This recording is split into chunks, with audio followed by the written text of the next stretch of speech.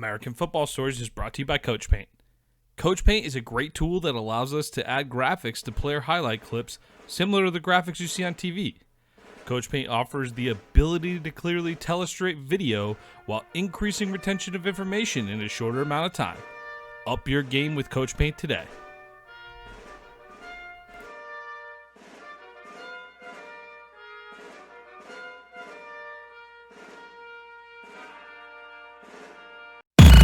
What time is it? Game time! It's gonna be special. They gonna talk about this forever. Welcome to American Football Stories. Puts his head down, crashes and spins, and dives. Touchdown! Bringing together the many perspectives that make up college football in the NFL. Football is one of the greatest sports ever invented. From players and coaches. Believe, baby, believe, baby. Hey, we playing to win right here, fellas. To the front office and scouts. The public is finally beginning to catch up, but they don't even know half the truth. Us against the world, let's get it. Your hosts, Robert Parker and Nick Knudsen, bring you American Football Stories.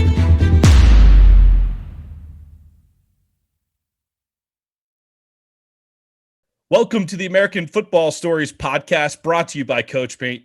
Today is December 16th, 2020.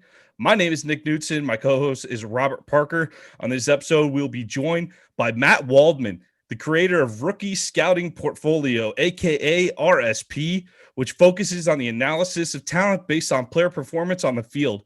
The Rookie Scouting Portfolio is also available on podcasts. Matt does a great job, has some great guests on there.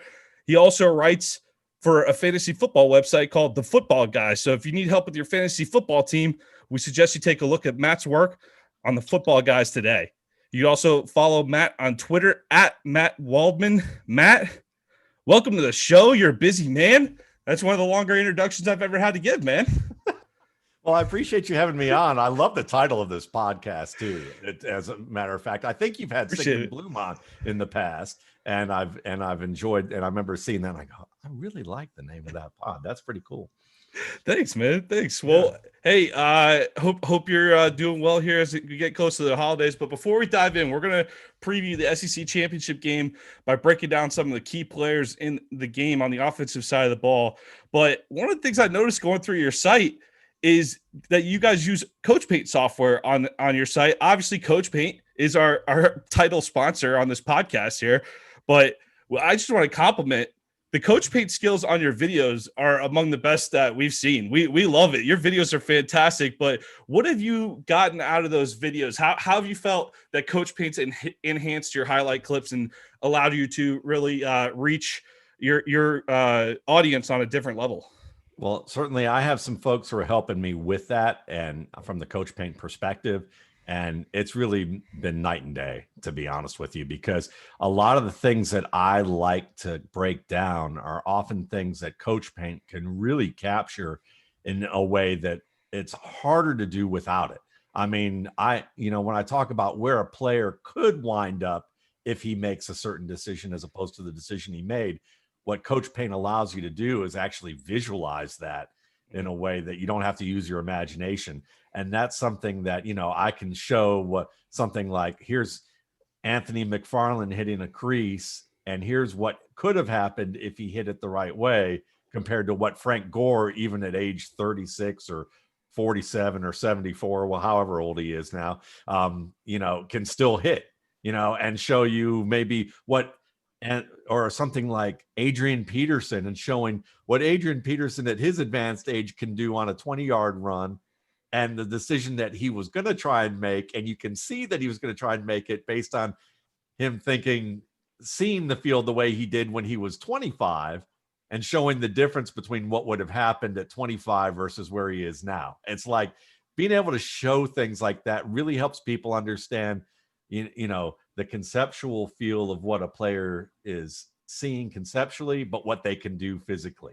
Or, it helps you also just see multiple things at the same time. What a quarterback's looking at, what he's manipulating versus what's developing and where he's going to go. So it really helps the user understand the story, and it kind of cues it up in a way that makes the field more accessible as opposed to looking like mass chaos at times for a lot of people.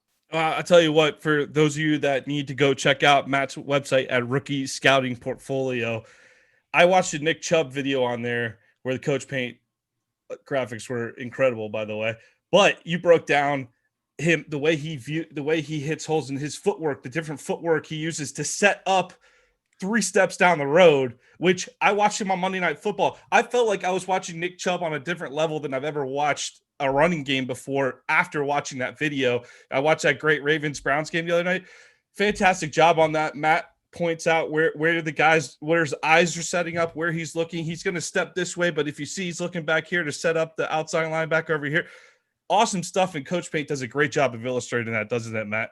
Oh, absolutely does. It's fantastic that way, because that's the whole thing is, so many people look at certain positions on a level and say, oh, well, it's just instinctive. What these guys do is instinctive.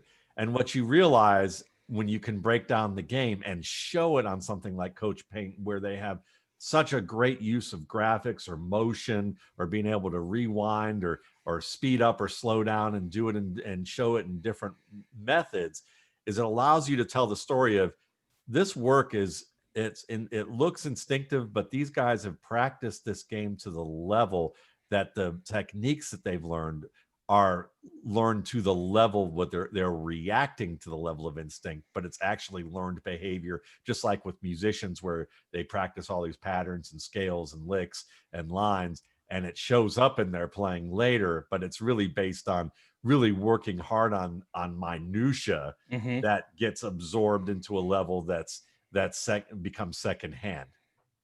Well, hey, after watching your videos, we have some work to do to catch what you're putting out. So thanks for giving us something to chase, Matt. But that's quick word on Coach Paint there. We appreciate you taking a moment to talk about that too, Matt. But we're gonna move on to the SEC championship game. And we'll start at the quarterback position. Kyle Trask versus Mac Jones, which if you paid attention to college football at all in 2020, these are your most likely Heisman 1 and 2 in the Heisman race right now. But I'd like to know, we saw Joe Burrow take that massive leap last year, and we're seeing a leap from Trask and Jones this year. But on a national level, has there been another quarterback that has shown the type of growth that we've seen from Kyle Trask and Matt Jones from 2019 to 2020? That's a great question. And as someone who doesn't really follow narrative as much as just study the players, and I pick different points. I don't watch a lot of ESPN or media stuff, and I watch the games out of order. That I'm probably not going to be the best to answer that, but I would say at this stage of the game, Kyle Trask has certainly looked good. Watching him last year, watching him this year, I would say that he's grown pretty a fair bit. And obviously, Mac Jones getting his opportunity to start and play as well as he has, they're certainly great candidates in that regard. Well, that's great that you said that, Matt. I'm gonna go ahead and jump in, and I'm gonna go ahead and talk about Kyle Trask from a quarterback perspective as far as his accuracy and decision making. But a lot of pundits out there have talked about his arm strength and his mobility. So, do you agree with that assessment? Do you think that's a fair assessment when you're analyzing Kyle Trask from a quarterback position? Could you repeat from regards of what? So the narrative out there surrounding Kyle Trask is that, he has limited mobility in his arm strength. So is that a fair assessment when you're studying his film and just watching him play? Or do you think it's more goes into that from the quarterback standpoint? Oh, that's a great question. I think there's a lot more that goes into it from a quarterback standpoint. And when you talk about mobility, well, if you're talking about that you'd like to see him, be a breakaway runner, then I guess so. But how important really is that? I mean, it can be extremely important if you're running an offense like Lamar Jackson, or if you're running an offense like Jalen Hurts, or if you're running an offense like Taysom Hill. And certainly those can be helpful things, in addition to that those guys are good throwers of the football, if not excellent throwers of the football. But one of the things that Kyle Trask does that's very important and is vastly underrated is he understands how to maneuver a pocket, because that's the most important thing is when pressure comes near, whether it's, interior pressure or external or edge pressure, can you make the dramatic or the subtle move at the right time to avoid pressure, reset and fire the ball accurately. If you can do that, then you're better off than I'd say the average NFL starter at this stage of the game, because a lot of guys can move from pressure, but can they reset and fire the ball accurately? And that's what separates usually a decent starter from a prospect. And when you look at Kyle Trask's game, especially against Georgia, watch him against Georgia, who I thought presented, other than LSU, probably presented the best pressure packages against him and got consistent pressure on him. And you could see he could anticipate the edge or interior pressure. He would stand in there and take the hit and deliver the ball with accuracy, up the sideline with trust throws or throws that led the receiver. You could see him climb the pocket a step and then reset and fire and find the shorter intermediate range target in stride. Those were good plays. And he did it late. You could see him anticipate the pressure and even adjust his drops on 3 to 5 step drops. Well, on 5-step drops, not 3, but on 5-step drops, where literally the final 2 steps of his drops, he'd actually slide away from where the pressure was going to reach him at the end of the drop and then fire the ball with pinpoint accuracy 33, 34, 35 yards down the field from the pitch point of his throw. And then to finish it off, I watched a beautiful throw of his with velocity where, in the fourth quarter of that game, where he was able to abandon the pocket from pressure off the edge, slide out to his right, reset, and fire a ball with some velocity that was nearly a opposite field throw. I mean, he was closer, hugging the left hash a little bit more than he was the right, and fired that ball to the sideline or close to the sideline and fired it placed only where the receiver could make the catch. It was one where it was away from the leverage of the defender. So to be able to make those types of moves and adjustments and get in a position to fire the ball, I think he has more than enough arm strength to be a good pro quarterback, and especially with that pocket movement. The things that I'm concerned about aren't the arm strength or the ability to maneuver. And I'm glad that you mentioned that, Matt, because when I break down Kyle Trask, just like you said, I'm not concerned with his, arm strength or arm talent that, you would have someone in the scouting landscape put out there. I just think he's an accurate quarterback. And just like you mentioned earlier, he knows how to put it on the receiver, tight ends. He actually gives his receivers a chance to make a play. So I think he's accurate in that regard, which is definitely going to translate on the next level. And my follow-up question to that, Matt, is that, of course, everyone knows Trask has the great story of, not being the starting quarterback, backing up De'Aaron King in high school. Moving to the next level and within the draft, do you see that kind of hurting him in the draft process where he never truly won a quarterback competition? Or do you think GM and scouts are not pretty much concerned with that? They're just basing, him on film? That's a great question too, because I think that you'll hear people talk about that in the media and it'll be a bigger media thing. At the same time, I'm sure there's probably a minority of general managers who might leak that type of thing, or scouts who might leak that type of thing, and it'll make it more media fodder. And maybe they mean it, but I don't think most of them will, because really you have to think about the fact that there's so much growth between high school and college.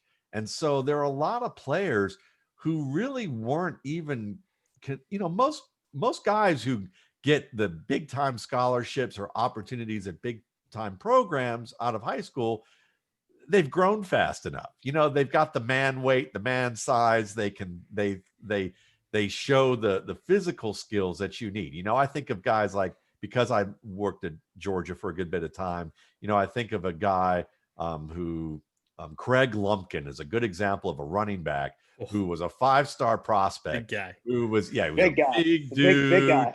He had everything that you're looking for as a high school player. He looked like a man, he probably looked like a 23-year-old coming out. All right. Yeah. So, but then everyone catches up to him because he's like, he's the equivalent of the kid who enters like 9th grade and he's already like 5'11", got a goatee and weighs 200 pounds and he's sculpted, so Craig Lumpkin was the college version of that, but he never had the great speed, never had the great quickness. Now he was good enough to be able to still play for the Packers and have some decent games as a reserve, but he wasn't like anything special. So when you look at a guy like Kyle Trask, sure, he sat behind Derek King. Well, I mean, Derek King's an underrated NFL prospect, if you ask me. Though a lot of people want to put him at wide receiver, he's an interesting player. And you have to understand that this was a dynamic guy that a lot of people said, yeah, he's going to be a good starter in college football, like a very good one. And so there's no shame in that he didn't win a competition and that he was the backup. And when you look at it from that perspective, I think most scouts understand that. Most GMs understand that. What they're looking for is, what does the tape tell us? Does he have good production? How's he like off the field? Is he someone that we think can continue learning and do the things that he does on the field project to that further development? And I think the answer will be more positive than negative with Trask. I definitely agree with that, Matt. And just going back to the quarterback position within the Florida Gators offense, we've seen Dan Mullen rely heavily on quarterbacks with mobility in the past, with him being an offensive coordinator with Tim Tebow at the helm, or Dak Prescott when he was in Mississippi State. So when you think Kyle Trask departs from the NFL, he still has a year where he could come back, but I think he's going to leave after this year. Do you think Trask is a better fit for a pro-style system than what Mullen wants to run down in Florida currently?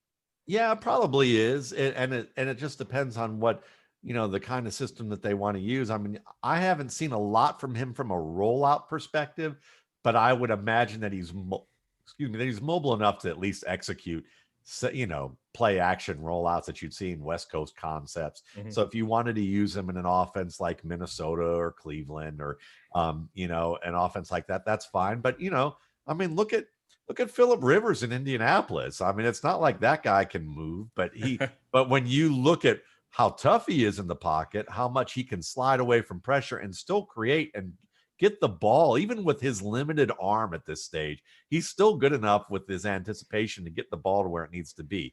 Now, Kyle Trask isn't as savvy as Phillip Rivers was coming out of school, but he certainly is a guy that shows enough with his pocket presence. He shows some accuracy, even throwing from parallel setups where, his feet get parallel a lot, a little too often, if you ask me, mechanically, where, especially on some of those late outs or late boundary throws where, you drop back, you look to the right hash or the right flat, and then it's all set up so that you suddenly, move your feet, get them set up, and you're firing the ball to the left boundary. Those are always some of the toughest throws, and especially for younger quarterbacks.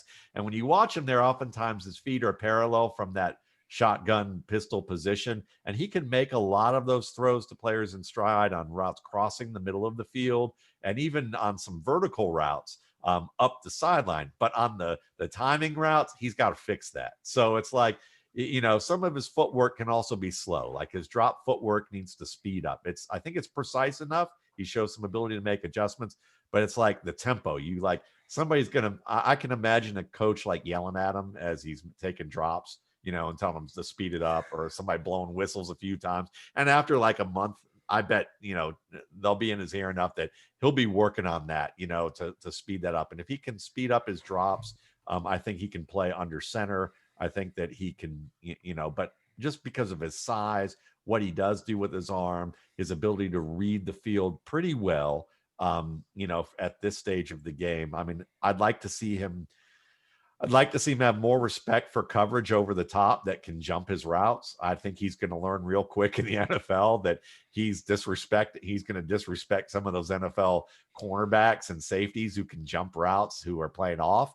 I think the same thing goes with peripheral coverage that's like nearby in the same area that can peel off their receiver, because he should have thrown about 3 or 4 interceptions in the Georgia game from what I was watching. And he had 1 pick six in that game under pressure. And he had he had 3 throws in that game where 1 should have been a pick six, and then 2 in the final drive where either one of them could have been picked off and almost were picked off. So, it sounds picky, but those are the plays that make the difference between being a prospect and being like a franchise starter every week in the NFL. And so, most guys have that on their track record as a college player, but that's kind of where you look at him and you go, all right, this is where, when you project to what the NFL is looking for, he's looking good statistically, but reading the field wise, he has some flaws that need to be corrected. All right, let's move over to Mac Jones. No problem hitting the deep ball. Has plenty of opportunities to do that with those receivers this year. Really known for having great anticipation, which is indicative of great preparation. But what do you see that Jones does well? And what are some concerns that you have about him on the next level? I think that this is a guy, I love what you said about the deep ball. He certainly can throw that. He's aggressive at the first opportunity that he finds. When he sees that there's cover zero, or he sees there's a single high safety, or he sees an advantageous situation where he's going to get a single coverage look, he will attack that. And he tends to throw the ball, pretty accurately in the vertical game. And there's some patience with his game in order to do that. So I like that part of his game. He's got that classic over the shoulder throwing motion. His mechanics seem to be pretty good. He can look off one side of the field on scheme plays, throw to the opposite.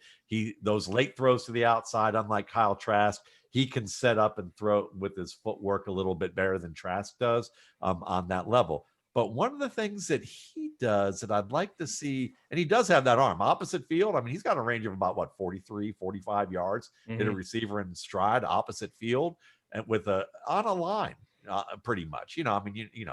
Nobody really throws a frozen rope that far, but still it's got good velocity. But the thing with him that I would say is interesting is I watch, particularly against Auburn, is that he doesn't make those instant connections that I'd call with the cause and effect of coverage positions or changes of positions pre and post snap that's going to lead to like the optimal target choice. So for instance, there was a play against Auburn that I watched where they had two high safeties and you had a receiver who was working from the left side on a deep crossing route working across to the right. And then you had two receivers who were working from the right side working across the middle of the field at different levels, intermediate and shallow level. And the safety on the right side drops down early during Mac Jones's drop to cover the intermediate guy, which leaves the safety on the left side to basically be trailing he's going to obviously be trailing the crossing route going deep to the left side behind that safety who climbed up the field. Mac Jones sees that. Like he sees it happening in front of him as he's beginning his middle of his drop, but he doesn't make the connection that, oh, the safety climbed. That means that deep route's going to be coming open right behind him. Let me fire that. Instead, he goes and looks to his left to another receiver that he hopes is open to that left side and ends up taking a sack in that game. And there were that was an easy touchdown. Like he had the time. He ended up, because he went off that read and didn't make the connection because he was looking intermediate, and then he didn't make the connection to the safety coming up. He should have gone over the top. But that's one of those plays that's like, it's an advanced play, but that's the type of play that like Tua will eventually make. That's the type of play that a Patrick Mahomes will make, or a Matthew Stafford will even make, or Matt Ryan will often see if he's not under pressure. But when you look at situations like that, that's the type of play that you can look at and say, is this guy going to be a special prospect? And the answer is probably not on that level, the intuitive level to connect like multiple concepts and go, these two things I see, therefore the best solution must be this, even though the coach may not have told me that. Well, how many college quarterbacks are good at doing that, what you described? Because I would be willing to venture, again, I mentioned in the pre-show that I'm a Jacksonville Jaguars fan. I'd be willing to venture there's not a lot of pro quarterbacks who would be great at that either. No, there's usually about 4 to 5. Yeah. That's about it. But it's funny because I try to point that out because a lot of people at this stage of the game between now and June and really now and August are all going to talk about this guy's going to be an elite quarterback in the league. You just wait, and I think it's important to be able to note, here are the instances of why this player probably isn't going to be elite, but he still has a chance to be good.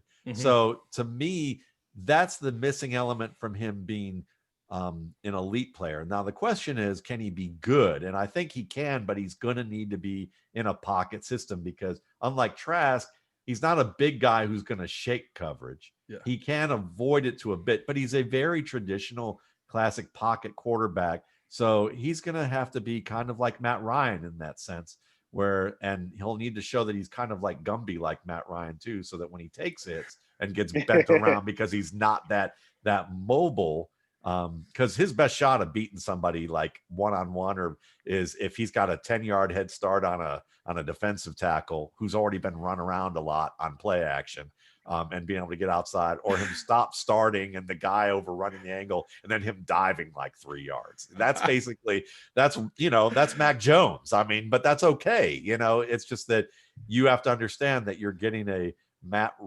guy in that zip code range, Phillip Rivers, Matt Ryan, pocket quarterback kind of thing. Yeah, Trask 6'5", 240, Jones 6'3", about 215, 220 pounds. Big difference in size right there, to your point there. This is more of a fan question, because sometimes you wonder, you look at it, and obviously a school like Alabama, year after year after year, just pumping them out. But you also got, a guy named Jalen Waddle for most of the season. Yeah, I know he's been hurt, but a guy named Devontae Smith, Najee Harris, who could be a Heisman candidate if Jones wasn't in his way. I mean, at some point, how much credit can be given to the quarterback for an excellent statistical season when Bama is just so loaded with NFL talent? Like, at what point do you go, well, that's a nice play, but he's not going to have that, 15-yard cushion every single time in the pros? Or, I don't know, like, how tough is it to analyze a quarterback when there's mismatches like that? And I guess I would go in the similar vein that would kind of go with the guy like Trey Lance this year coming out of North Dakota State. Like, how do you analyze a guy that's facing, either he's on the side that has too much talent, or he's playing at a level that's below the talent he's going to face going forward in the NFL? Do you just focus on the traits and focus on what he does well? Yeah, see, to me, those are wonderful questions that get to the heart of scouting, because it is a challenge. But one of the things that I've tried to do is make sure that everything that I ask is, what can the quarterback do within his control, and how does that, and what I'm looking for are things that are based on traits that project well to the NFL. So for me, accuracy, it's a good question. Like, to me, if you hit a receiver who's 15 yards wide open on a skinny post, and he's like literally 5 yards open, like he's got 5 steps on the guy. But you put it on his back hip and he has to turn and wait for it. That's not an accurate pass, even if the statistics will count it as accurate.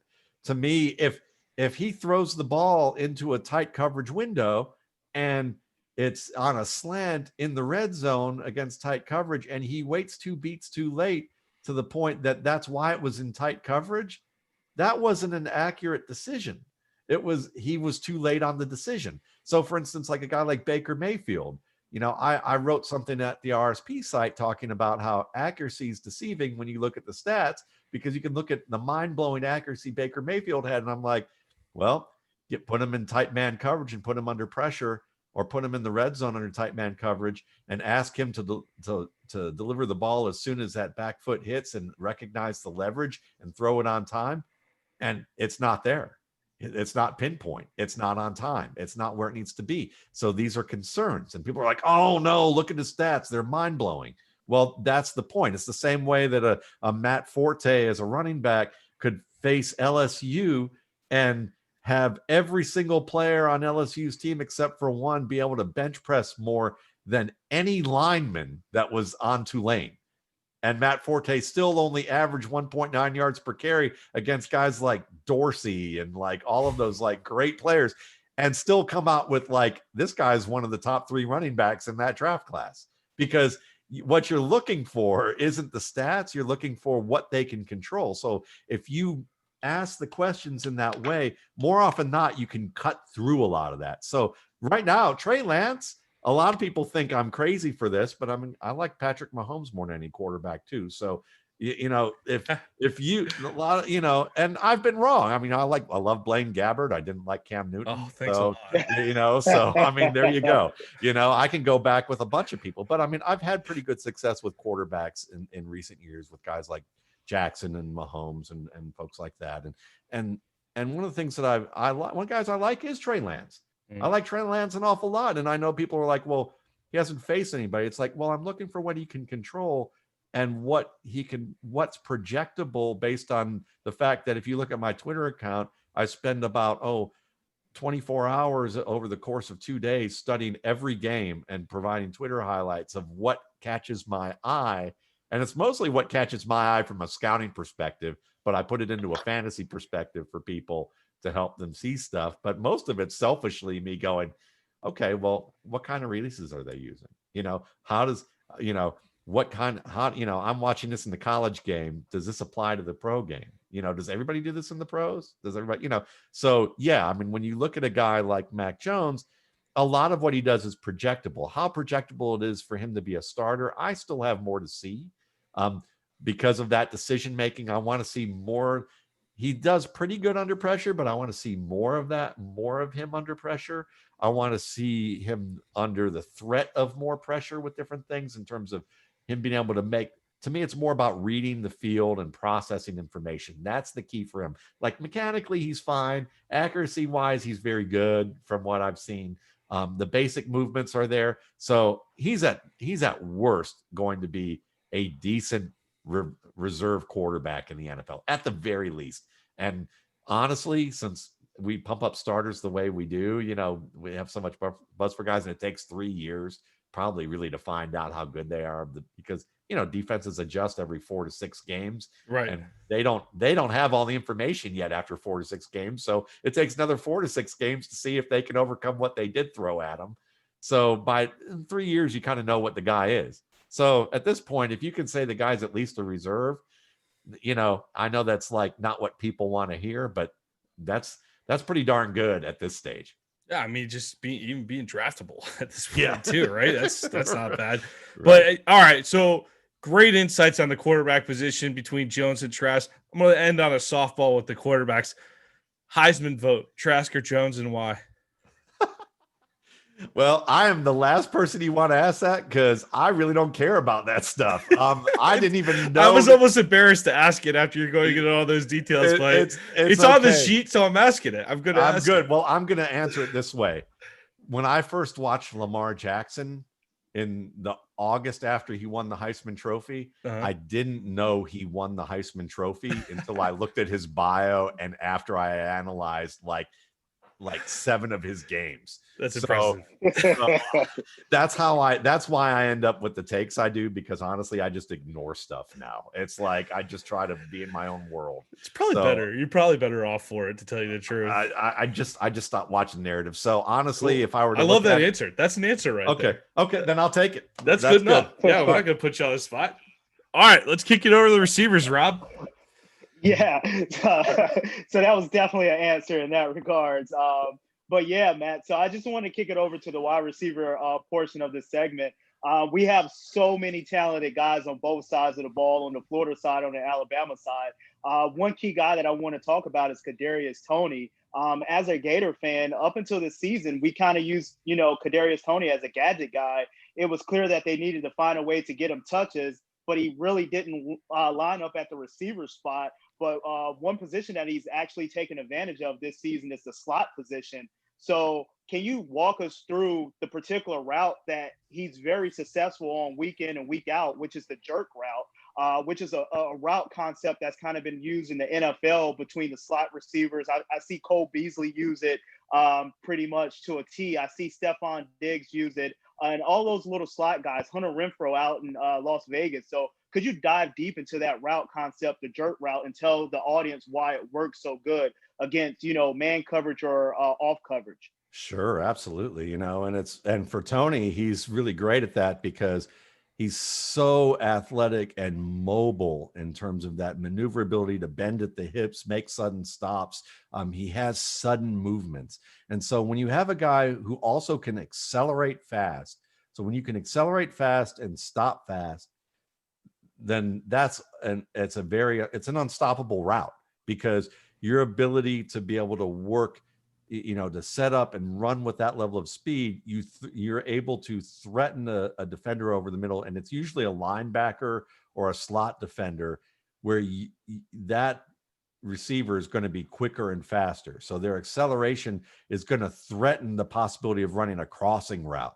And that way they're going to have to run with that crossing route. And by the time they react to that, and especially when they're usually in a static position or playing at a position where they're playing over the top, so it's a little bit more of a static position, they're always going to be one step behind with that route, as long as you can stop fast. And to be able to stop fast, it requires that ability to drop the weight, meaning bending at the knees and dropping at your weight so it looks like you're like sitting in an invisible chair. And that allows you to come to a quick stop and then be able to reverse field back to the outside.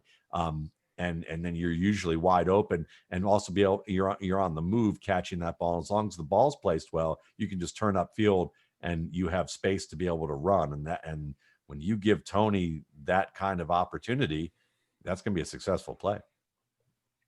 Man, he's been one of my favorite players to watch this year in Gainesville. But another good receiver. I wouldn't quite put him on Tony's level in terms of the draft stock, but Trevon Grimes, the Ohio State transfer, he hasn't exactly lit up the stat sheet in Gainesville, but he's been a dependable target when called upon. His 6'4" frame makes him hard to ignore as a prospect too. Do you see him getting drafted in 2021, or do you see some things with this game that you'd really like to see him pick up before the draft? I think he could get drafted. And I think part of it is that it's kind of like the same reasons why teams drafted Donovan Peoples-Jones, in the sense that Peoples-Jones was a little bit more celebrated, but not much, because Grimes was a high-profile athlete, a 300-meter hurdle state champion in Florida as a high school freshman. And then state runner in the 100-meter hurdles as a freshman. I mean, this guy has some speed, and he's a big dude. And he plays like a receiver at the stage of development where he's learned several different components of how to release from the line of scrimmage, which is promising, because really the guys who have success in the NFL are guys who show some propensity to be able to win against tight man and press coverage. So, his stem work, his breaks, catching and transitioning, these are all things that I think he's executing well in a vacuum, but when sometimes he has to piece it all together, it all doesn't flow in a refined fashion as you'd want to see. So his game doesn't look like that of a player who understands maybe how each task fits into the whole of his games. So there's some breakdown in his production, because I guess you could say the seams in his game were showing a little bit, but it's still a nice looking suit. It just needs to be tailored a little bit better, and it's like, you look at that analogy. I appreciate that. So, but he has that too quick footwork. He has, a good hesitation move he can pair with it. He has a good wipe. He can telegraph that hand usage and doesn't always deliver it with the violence he should. But those are things you can get better at. The fact that he has it right now, it's like a young kid using words. Like they're using the word. They may not always know the best choice of when to use that word, but they have a basic understanding of what the word means. And so he has that. Certainly, he can work the perimeter. I mean, that's how they use him, and he wins in that fashion. So he does understand how to like steal a release, which is a concept that I'm trying to remember his name, Drew Lieberman, who's assistant coach, wide receiver coach at Rutgers at one time, who has a great site called The Sideline Hustle. I would recommend having him on your show. I've had him on my show. He is fantastic. He interviews pro receivers. I've learned a ton from watching his YouTube channel. All right. He's great. So, and we're a very pro Rutgers podcast too. Well, see, there you go. Yeah. Then you're in good shape, because this guy knows his stuff. So, he uses a term called steal a release, which is when you're a blocker or you're on the side of the field where it's a scheme play that you're not going to get the ball. You use a release against the defender to gauge how they will react to it, so that you can figure out what to do against him later in the game. So he's already doing things like that. Love that. So between him and Tony, I like Tony a little bit more. I think Tony's more of like a Curtis Samuel, Debo Samuel, Curtis Samuel. It's funny, they're both last names. kind of guys, but maybe not as strong as either one, but or a Golden Tate type of player too, who can give you that skill on the outside. There's some potential there, but he's a tough guy who can make some of those bad ball catches that you're looking for and also get yards after the catch for you. Well, yeah. So speaking of releases, I'm actually going to switch it over to the Alabama side, Matt, and talk about two receivers who really don't have a problem getting off the line of scrimmage, and that's in Devontae Smith and Jalen Waddle. So when it comes to Devontae Smith, could you talk to the average fan? Why does a guy like Devontae Smith seem to catch a deep ball when he's like open 15 to 20 yards behind the secondary? Is it his release at the line of scrimmage pre-snap, or is it breakdown coverage, that Matt Jones is just finding him, during his progression? Could you dive into that? Why Devontae Smith just continue to keep getting open week in and week out? Well, certainly there are going to be plays that you can see, like in that Auburn game, a good example where Mac Jones has a heck of a pump fake, and he can bait shallow defenders into pausing and biting on the shallow route, and Devonta Smith's wide open on the double move, and it's not even a fancy double move that he throws. So some of that is the scheme. Some of it's the threat of the fact that you've got, as a safety, you've got to choose between, Waddle, Smith, Forstall, and a number of other guys. And as a result of that, you pick your poison. There's going to be breakdowns in coverage with the safety going in the wrong direction. And Mac Jones has an easier choice. But that would, if you just said it was that, you would be really underestimating Smith, because as a guy with releases, he has, like most of these Alabama receivers, with the great coaching they had. The coach that they had was a guy who's now at Michigan over the past couple of years. But, Smith and Waddle were on the tail end of that coach, and they came in while he was still at the height of his powers in Bama. And this is a guy that's got, the 3 quick footwork. He has a good fit, head fake to set up releases. He also has the 2 quick footwork and hesitation moves. He uses these moves in combination. He'll use 1-step releases with different types of upper body combinations. And with that, so what you're looking at is a guy who's really well versed in setting up defenders, and he doesn't just rely on 1 or 2 moves. He has a lot of moves. I mean, like a great example is he has a read step, which is just a single step to the outside that has the violence of a trigger step. Usually a trigger step looks like you're punching your foot like really hard right off the line directly at the defender. And, but he does that with the kind of more the read step to the outside. And you'll see him pair footwork together in combinations as well as pair hand work. So because of that, he can get separation quickly because of that and his acceleration, and he knows how to stack coverage. So like he'll get on, stacking, being able to get on top of guys and cut off their path so that they're running directly behind him. And then he can control the rate of speed that he's moving downfield in case the quarterback throws the ball with a little too much air under it, and he has to slow down. So, as a player, he's very savvy for a college player already using these skills. Yeah, so within the last 5, years, it kind of seems like Alabama's taken on this, wide receiver in terms of the receivers that it's put into the draft year in and year out. So do you see Devontae Smith being a better NFL prospect than former teammates Jerry Jeudy and Henry Ruggs? And have Smith elevated his draft stock this season to pass a Jamar Chase from LSU, who've opted out early in the year? Ooh, wow, that's a great question. I don't, this is like, I just did a podcast talking about all the screw ups that I had and Russ Landy, who's a former NFL I listened to that. That was a good episode. All our screw ups on like wide receiver play. So, I've been, certainly I've had my share of misses with guys, and it's a tough position to grade in terms of what NFL teams are going to like, because there's so much variation based on scheme and who needs a flanker more than a split end, and who needs a guy who can play both slot and split end versus someone who just needs a deep threat, So that's a tough question, but I'll say this. I think Devonta Smith has an opportunity to be kind of a T.Y. Hilton type of receiver, and I actually have something coming out on T.Y. Hilton tomorrow. Ironically, I never thought about comparing him to T.Y. Hilton until just now. So I got to write that down. But like, he's a T.Y. Hilton type receiver because he's a little smaller. He's ultra quick. He can kill you after the catch. So, he's got some potential there in the slot, but he makes contested catches. Like, he's pretty fearless and he can get position and win the ball in the air, but he also runs good routes on the outside and can win against press coverage, which is exactly what you get from a guy like T.Y. Hilton, who doesn't look like a traditional outside receiver, but can play outside at a high level. So I think that while I would probably say Jamar Chase is probably going to be more popular of a higher end pick because there's more options of what he can give you due to his size, maybe as a safer pick.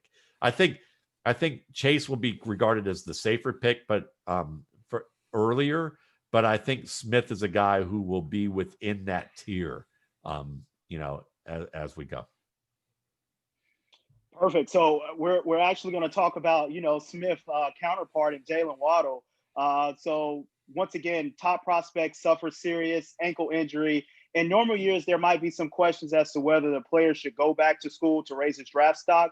But with the uncertainty we're still facing around this COVID situation, do you think we'll see more guys who in the past years may have considered coming back, make that jump into the draft this particular year? Yeah, and I think the guys who have a good understanding of their skills and have good management will be fine. I think that there are going to be a number of guys who make the jump that you're just like, you didn't want to do that. Like, you seriously just cost yourself an opportunity at a career. But that happens every year on some level, or not just due to bad advice or desperation and need.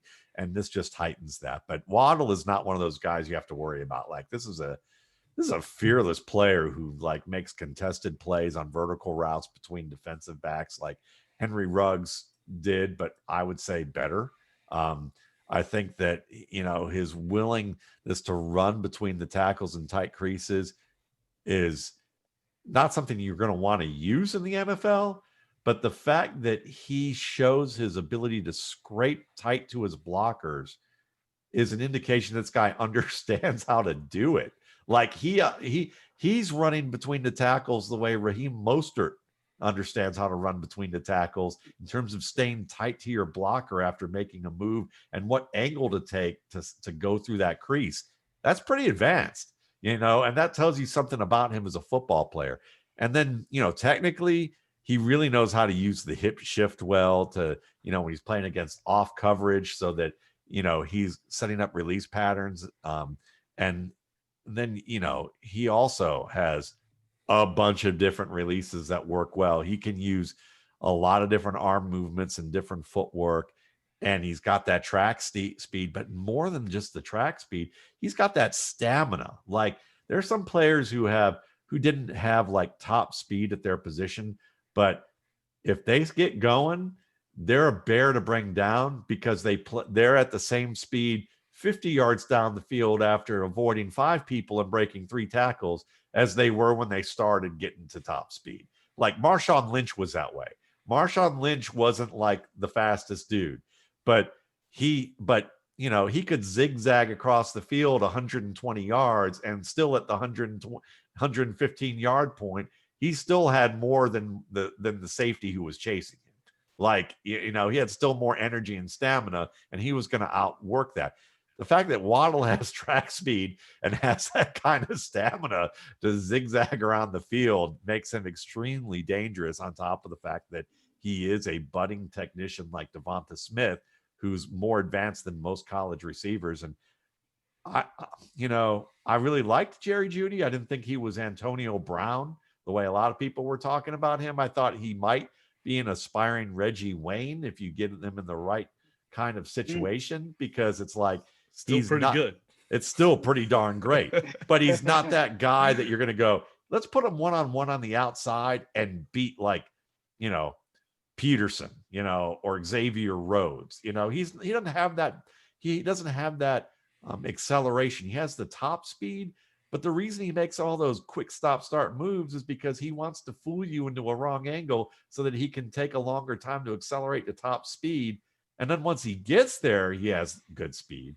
But in the NFL, that's why Cooper Kupp, who doesn't have long speed, but has great short area acceleration, can stack guys and get open and is a top 15 receiver in terms of production in the NFL, and maybe given longer routes than Robert Woods is, who's actually a faster player.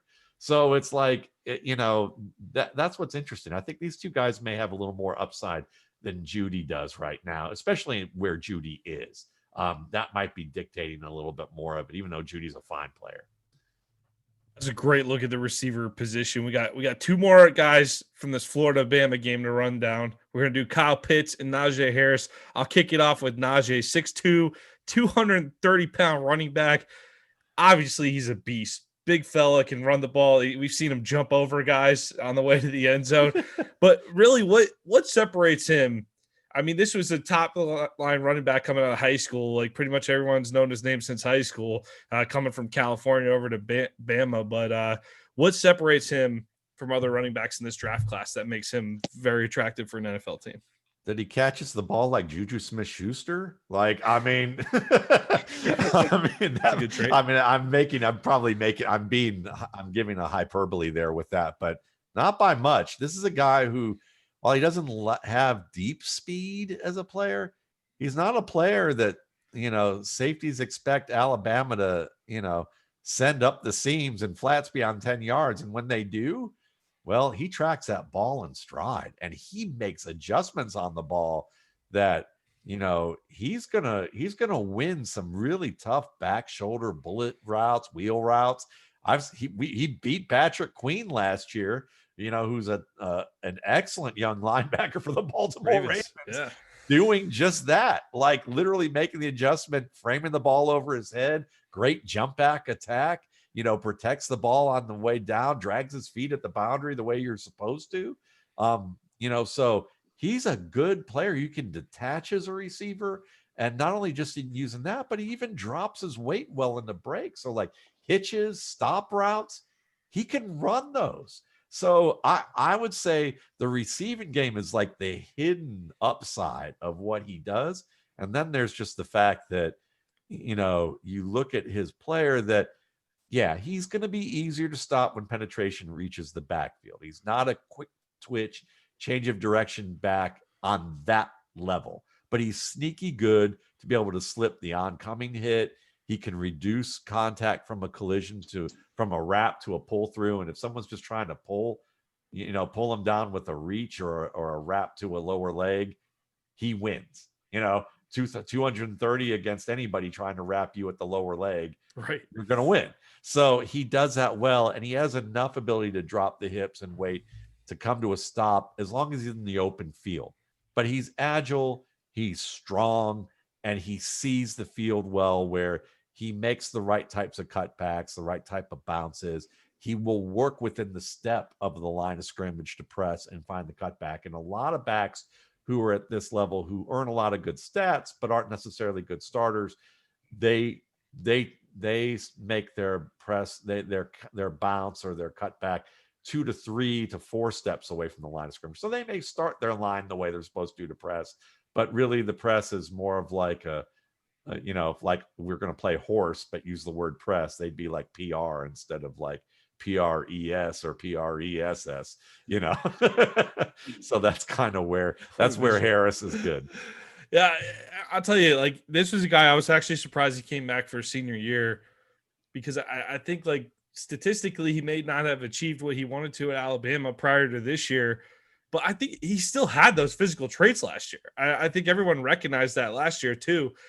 Do you think he did a whole lot for himself coming back? Do you see a big step up from 19 to 20 with him?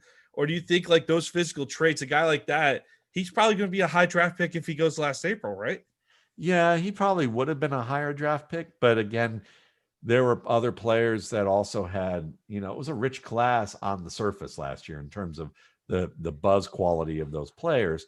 So this year, I'm looking at the cast of characters that are going to be this running back class, and he's probably at the top or near the top. You know, I mean, Travis Etienne certainly is going to have a say. But, when I look at this class, I don't think it has quite the level of star power that last year's did, even if it didn't turn out gangbusters right off the bat for the NFL for those guys. So I think he has a shot to be a low end first, second, or early third round pick. Whereas last year, maybe he was more likely to be a low end second, high third, mid third, early fourth round pick that people are like, I can't believe he fell to the fourth round. And teams are like, yeah, we had a first round grade on him, but we didn't need a running back in the first round. So when he got there, we were able to take it. So yeah, I think he helped himself, even if his stats don't show that way. Got it. Well, I would definitely like to dive into one of my, favorite players in this year's, college football season, and that's Kyle Pitts. But what really stands out to me, Matt, is his ability to pluck the ball out of the air. His hands and his size and speed just makes him almost unguardable. It just seems like he's that ultimate chess piece on the chessboard with his ability to run routes is what really separates him from your typical tight end. On the next level, how do you see Pitts being used in the NFL? And will you see him as more of a receiver, being that, big slot type guy, or will you see him with his hand in his dirt? And I think it just depends on the team that picks him. But I think most of us, I'm sure you'll agree with me, Robert, that, you see this guy and you think, well, look at what Darren Waller's doing with the Las Vegas Raiders. And you could probably say Pitts would be an equal to better version of that within a couple of years, at the very least, just depending on how well he adjusts to whatever the offensive scheme is that uses him. Is he a quick student to be able to, run different option routes, to understand how to deal with different types of coverages and be on the same page with his quarterback, where there may be 6 to 8 different route choices he has to make at any time? And will he be on the same page with the quarterback based on that pre-post snap read? Because that's the hardest thing.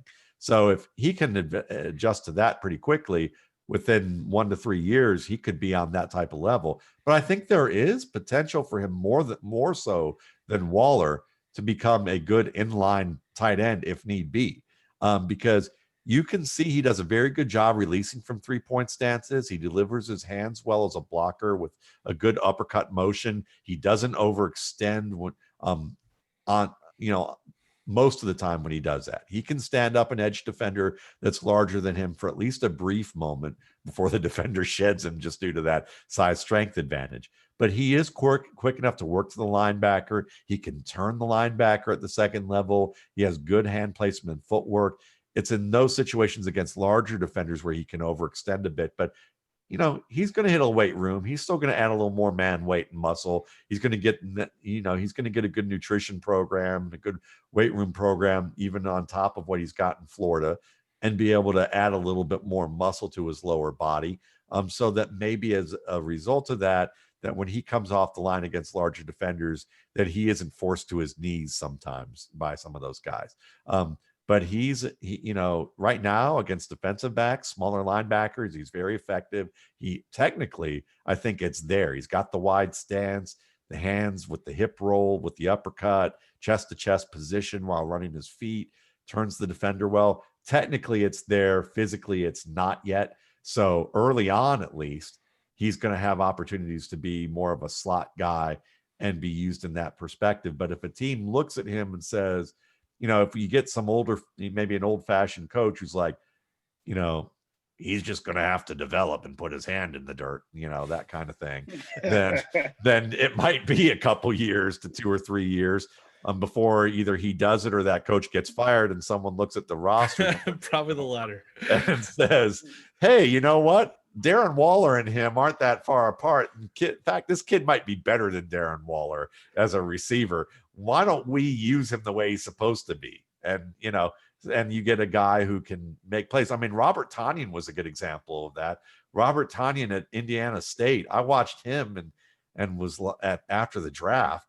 And when I saw that he was going to Detroit, and I'm like, oh, this former quarterback at ISU, he's like making contested catches left and right. He's a red zone weapon. And he's like just going up and winning the ball, but he looks like a tall wide receiver who just converted from quarterback. Well, the Lions cut him. and the Packers picked him up, and then he started working out with George Kittle, and now you're seeing a guy who's pretty darn good, and it's like, when you look at it from that perspective, the Lions are like still trying to find a second tight end. Like, they've got Hawkinson, and he's great, but they keep drafting these second tight ends who could possibly be kind of like seam guys who can give you a little bit more. And it's like, they had one, they cut him. Man. Have you seen Pitts improve as a blocker this season? That was a big knock on his game. I think that, again, like, to me, it's about the fact that technically it's there. Yeah. Like, he's not far away technically. So really the big issue with him is that he's just physically outmatched sometimes against certain opponents. So gotcha. That projects to the NFL. It's just, again, he's got to add the weight and get stronger. Well, listen, Matt, you've been awesome with your time today, but we want to do one more little quick section with you because Rob, you've been sprinkling them in all throughout.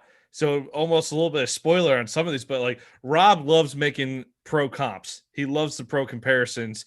And we saw your Pitts video. You compared him to a skinny 84 in college football who bulked up by the name of Shannon Sharp. Love that comparison that you made. And we just wanted, Rob's going to give you a quick reactions off of some of his pro comps he's got from the guys we talked about tonight. So go ahead, Rob.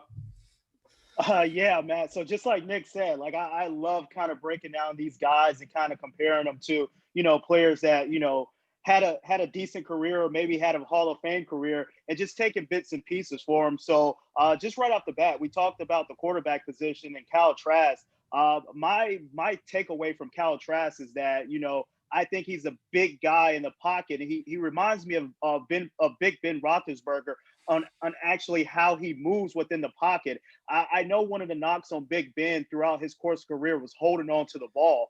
But I think, Big Ben doesn't get enough, credit for his accuracy. And I think that's one thing that Kyle Trask do. He moves well in the pocket, and he's definitely accurate with the ball. Yeah, I think that you're putting him in a range of a player that makes sense on that standpoint, because he's, one of the things that he'll also do, like Big Ben, is that he'll stand in there with a defensive tackle coming for him. And if he knows that he's got the open read, he'll stand in there, throw that ball and get his chest caved in. And if that's, that's the sign of a mature player who's, who can handle it. And at 240, his ability to handle that is certainly there. So I like the angle of the comparison that you're making there between them.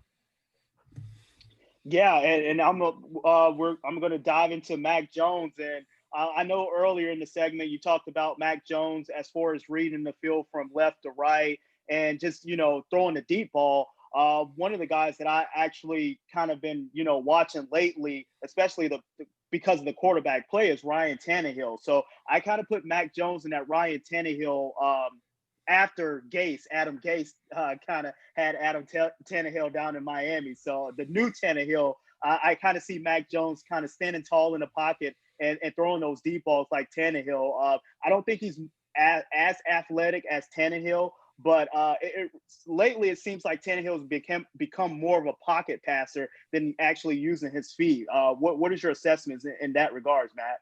Yeah, I mean, certainly Tannehill, was a all Big 12 slot receiver who certainly, when he decides to pull out that running ability, it's a great little surprise. And I wouldn't be surprised at all in the playoffs this year if they make the playoffs. I think they're scheduled to.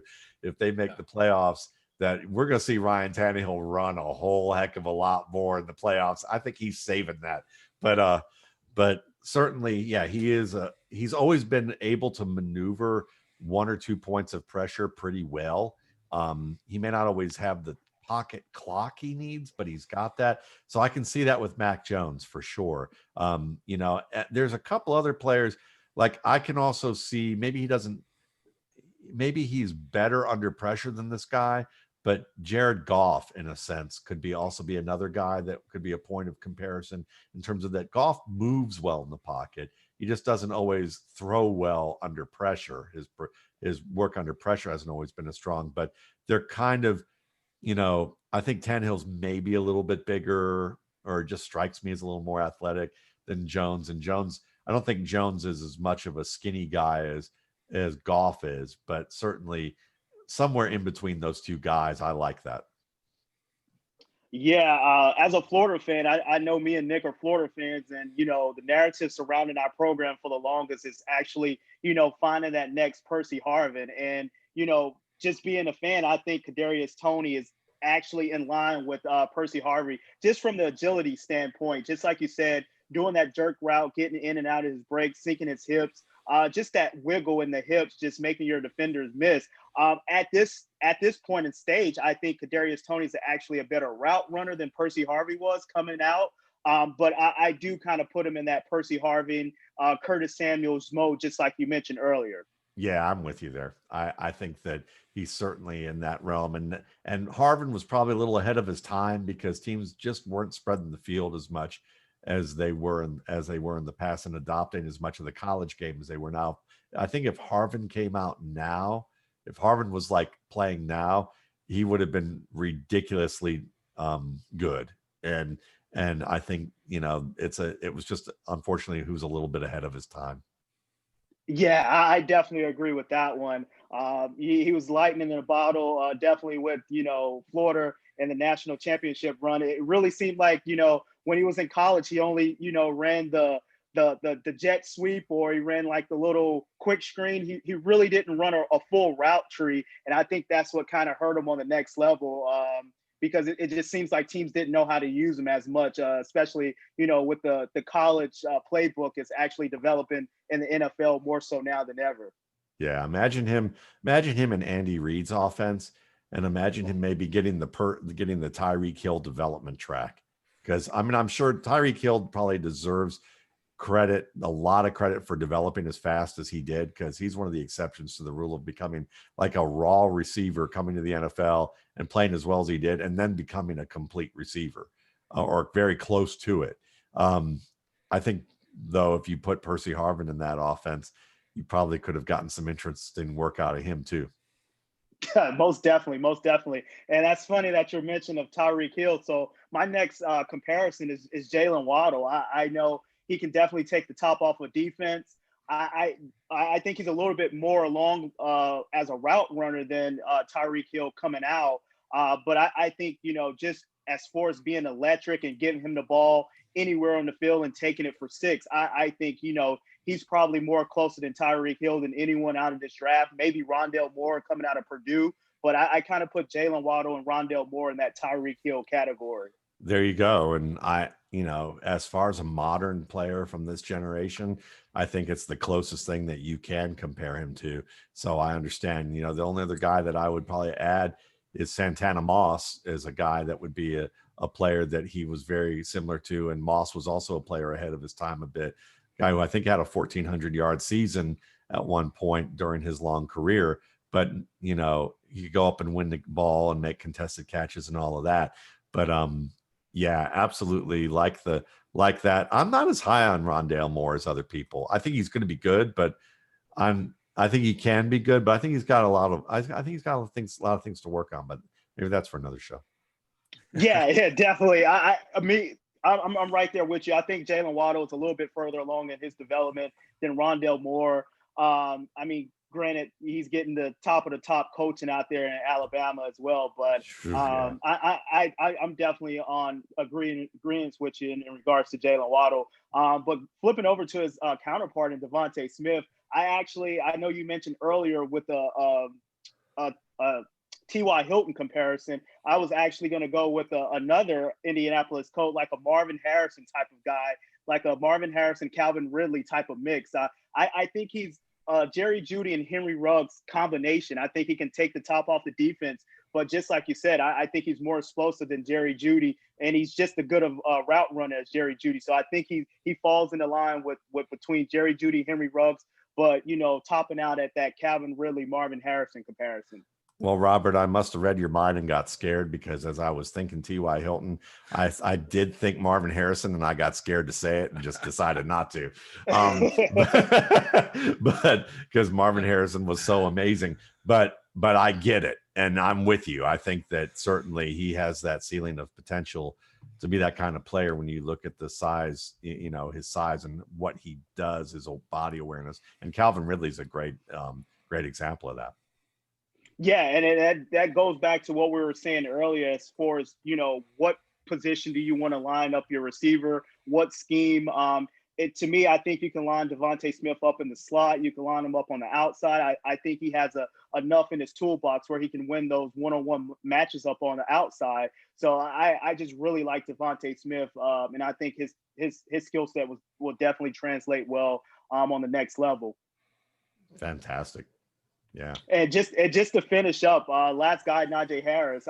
You mentioned Matt Forte earlier, and I kind of got a chuckle out of that because that's actually who I compared Najee Harris to, just based on his skill set. I don't think he's as electric as a Matt Forte, but just catching out the backfield, running between the tackles, running on the outside, it seems like he has a complete package. So that was kind of my pro comp for Najee Harris and Matt Forte. Yeah, I get it. And I like the nuance and how you qualified that, so it makes total sense. Well, Matt, we appreciate you playing the pro comp game with us there at the end. that was good time. Rob makes us all the time. We're fired up to throw it at an expert like you, but we appreciate you joining. Do you want to plug anything real quick before you go? Sure, I appreciate it. I just put the rookie scouting portfolio, the 2021 package, available for pre-order, meaning that you basically buy a login at a discount price. It's available on April 1st, which has been available that way for the past 15 years, year 16. You would order a download for $19.95, and what you get is a pre-draft version, which is in a PDF format that gives you rankings, as well as detailed player summaries, in addition to checklists of every game that I watch. And I take you through my process. So usually it's a 300-page draft guide that often that shows its work. So it also has another 150-page glossary of like all the terms and criteria that I define for how I grade everything. Give you guys that I think are sleepers, underrated, overrated, good fit, bad fit, overviews of each positional draft class, and some history about those draft classes. So the publication often spans, up to 1,100 to 1,300 pages in length. But it's bookmarked and it's easy to read. Most of you will read like the 300-page version. And then you get a post-draft version on top of that, no later than a week after the draft. If you're a fantasy player, you're going to love that because it gives you a cheat sheet where basically I re-rank the players based on where they got drafted. And I use analysis of average draft position from dynasty leagues that have drafted just after the draft and compare them to my rankings. So, for instance, if I like Nick Chubb better than Saquon Barkley, like I did a few years ago, or Patrick Mahomes better than the lot of quarterbacks who were drafted ahead of him, or in the same range of him, I don't tell you draft them first in the first round overall. I say, here's where they're getting drafted. Here's where I'm ranking them. Here's the difference. Here's that soft spot where you can trade down and still get a profit and get that guy. So I do that for over 200 players, and then still do like a, who I think fit well, who I think didn't fit well, and go from there. And then you also are put on a newsletter. So once a month from December through January, I give you updates on who I'm scouting, what I'm looking at, what I think's changed based on camps and practices. Not anything really in depth, but 3 times a year I do update 3 years of draft classes that I looked at with rankings too, which is more in depth. And I do that 3 times a year. That's to the newsletter subscribers.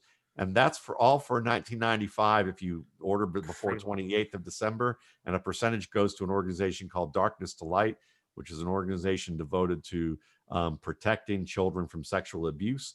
And so they teach organizations and individuals on how to not only prevent that and identify dynamics that may be dangerous for children, but also how to address it when it happens so it doesn't compound the damage. Because oftentimes the most damage that occurs is actually when parents or authority figures don't believe what happened or don't know how to understand and handle it. And that's where the most psychological damage occurs. So there's that. And I came out with a new product this year that is for $24.95. So if you're a fantasy player, and you know me from what I've done for 20 years doing fantasy, I'm doing a complete dynasty rankings every eligible player that will be updated multiple times a year, along with a 2-year projections package that goes along with it. So you get that for $24.95.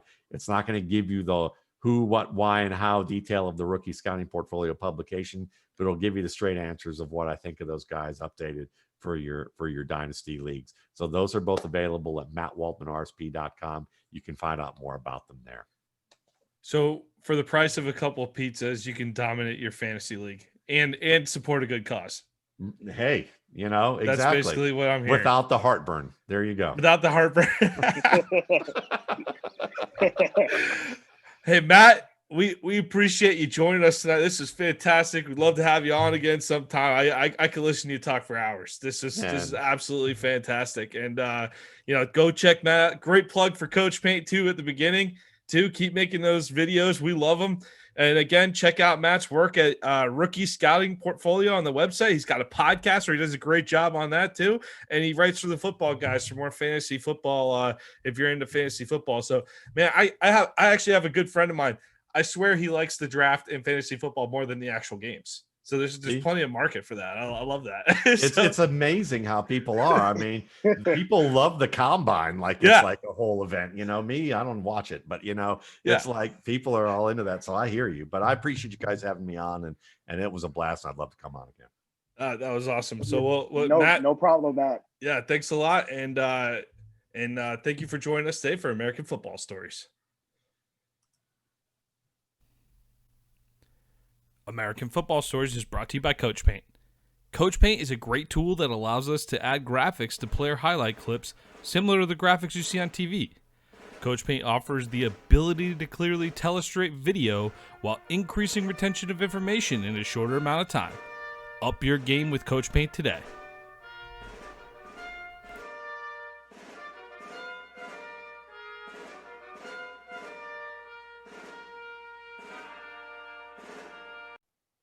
Thank you for listening to American Football Stories podcast. Please subscribe to our YouTube channel, American Football Stories. We are working to grow our network on YouTube and we'd love to have you subscribe. You can find us also on Apple Podcasts, on Twitter at American FB Story, and on our website, AmericanFootballStories.com. I am Robert Parker. My co-host is Nick Knudsen. This has been another episode of American Football Stories.